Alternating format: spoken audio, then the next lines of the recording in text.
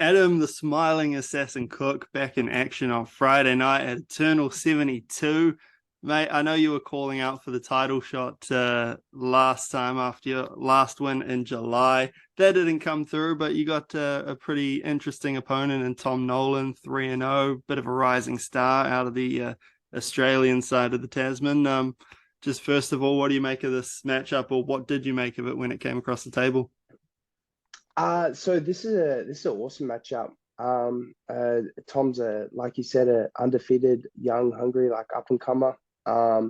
He's also apparently 6'3". So for lightweight, that's gonna show show some physical attributes. That'll show some problems. But I'm confident that we have the solution for it.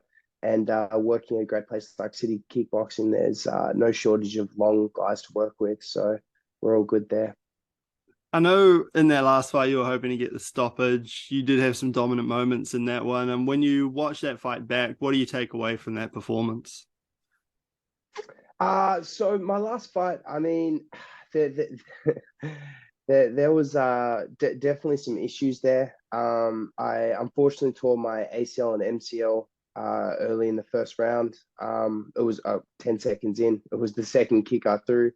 So that definitely changed the game plan of that fight, and I just sort of had to go with the flow from there, adapt on the fly, and that led to I didn't quite put on the performance that I wanted. I got the job done, but it wasn't really as entertaining as what I would have liked. So that's definitely something that this time around I'm definitely going to fix up, and this fight should definitely be filled with some entertainment.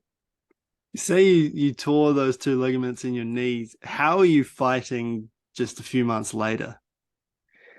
Uh, well, And should you some really be saying that you tore those ligaments in an interview? yeah, good physio, good rehab. Look, it was a grade two tear, so thankfully it wasn't grade three. They weren't full ruptures. But again, just working at a good strong camp like at City Kickboxing, I've been able to just work around what I need to and still get in great shape and still work everything I need to. So the knee, it's definitely it's been something that I've had to work around, but it's definitely not something that's prevented me from getting the work in by any means. You're 7-1 now on a six-fight winning streak. I noticed you're sort of making your way back into the sport after what, a 5-year layoff between 2016 and 2021. Obviously, COVID Yeah. played a part in some of that, but what was the reason for that layoff? So honestly, the biggest reason there, I was just looking around to try find align myself with a good gym that fit for me. So at the end of 2016, I've really spent my entire adult life just moving around from state to state, from country to country to try find a good gym that I felt would suit me. And at the end of 2016, I moved back home to Tassie. I was trying to look for a couple of other different gyms to fight out of. I was looking at Absolute for a little while over in Melbourne. I actually tried to get over. I tried to move to Brisbane to get to integrated. Then after that, I actually received a message from an old training partner, Jesse Jess, who was actually working at Syndicate. So then I went over to the US for a little bit and I checked out Syndicate for a while. But it was 2019 when I was at Syndicate that I watched Israel and Huge go out and I watched them fight. I watched two fights while I was over in America. I watched the Anderson Silva fight, obviously, and that was just an amazing showcase. But then after the Gastelum fight, it kind of just shifted my perspective a little bit because the reason why I was so hyped up on going to America was I've always been confident in my striking, um, and my jiu-jitsu has been coming along really, really good as well. But I always thought that wrestling was like the biggest part of my game that I needed to work. So I thought America would be the best place to go for that. But then, like I said, when I was over in America, watching the guys out of City Kickboxing now, again, Israel is obviously the biggest one, but then you look at Dan, you look at Brad, you look at Carlos, you look at all the guys out of City Kickboxing, all phenomenal strikers that have then had the work built in keeping it where they want it, rather than just trying to work on uh, rather than work on again wrestling, to work on wrestling, working on wrestling more is to work on us to work on striking, two different things. And again, City Kickboxing just seemed like a really, really great place to go check out for that. And then, as you said, unfortunately, I managed to get to City Kickboxing right at 2022. It was February 2022, right at the start. And then, unfortunately, COVID kicked off. So then I've been here for nearly 3 years. Been trying to fight as much as I can the whole time, but obviously, COVID, especially in New Zealand, has made that extremely difficult. That is terrible timing. You get in February 2020, and I think COVID started like kicking up around March, April 2020, right? So you kind of got Yeah, stuck here. yeah, I was at the gym for 4 weeks. I just started to like put pair faces to names and just started to get to know a couple of people. And then the big lockdowns and stuff happened. And yeah, then we're over here by ourselves. Hey, it's all worked out, right? I guess when you made that comeback in 2021 at a XFC card in Dunedin, how was that moment for you? Like you said, you saw Israel in the Gastelum fight, and that kind of changed your perspective and wanted to bring you down here. And I believe he cornered you in your comeback fight, right? Yeah, 100%. That was a crazy experience. I couldn't believe to not only have someone like Eugene in my corner, but to have Israel in my corner as well for that comeback fight. That was unbelievable. It was funny because that was a short notice fight. It was the end of 2021. It was nearly a year ago. And I was expecting to wrap up 2021, no fights, and I was starting to get a little bit iffy on things. I was questioning if I was going to have to like move back to Australia just to fight again. And then all of a sudden that matchup came through. I picked it up, and then like I said, I didn't know at the time what it was going to look like, but then Izzy said that he was jumping down, and yeah, Huge was obviously coming along, and yeah, the whole experience was just even looking at it now, I still have to pinch myself and be like, wow, yeah, I went down and fought with those guys with me. It was and of course the other City Kickboxing guys that were with me that night as well. It was just a great experience, a good time down in Dunedin.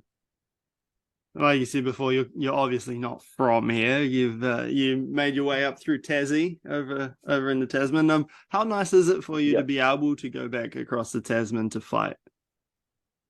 It's awesome.